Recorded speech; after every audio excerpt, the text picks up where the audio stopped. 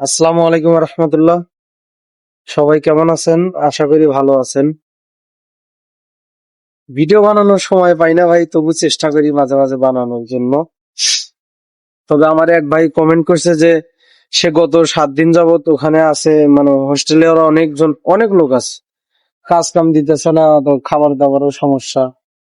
তবে ভাই আমি আগে থেকেই বলি যে ভাই, কিরগিজস্তানে কাজ কাম খুব কম। আর গার্মেন্টস সেক্টরে যারা কাজ জানে তারা একটু কাজ পায় ওই দেশে, তাছাড়া অন্য সেক্টরে কাজ খুব কম। তবে কন্ট্রাকশনের কাজ আছে, কন্ট্রাকশনের কাজ কাম চলে। তবে তুষার পড়লে আর হয় না, কাজ বন্ধ থাকে।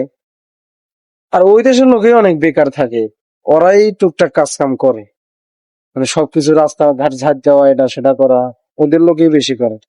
তো বাংলাদেশ থেকে আমাদের ওই গার্মেন্টস সেক্টরের কাজটা একটু বেশি করে, কেননা গার্মেন্টস সেক্টরের কাজটা ওই দেশের মহিলা মানুষ করে।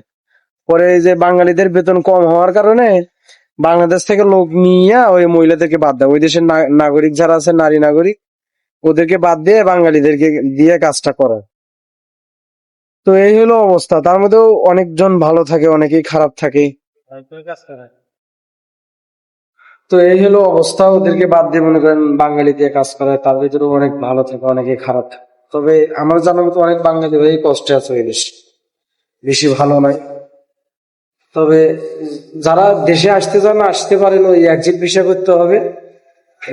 এমার্জেন্সি এক্সিট ভিসা মানে 320 না $350, আর এমনি সপ্তাহ 2 এর মধ্যে এক্সিট ভিসা দেয় $200-250। আর টিকিট কেটে আসা, এয়ারের আগে টিকিট কেটে আসা। এমনি যদি ভাই মনে করেন বেতন দিতেছে না, কাজ কাজ দিতেছে না, তাহলে ওখানে পয়সা থেকে আমার লাভ আছে?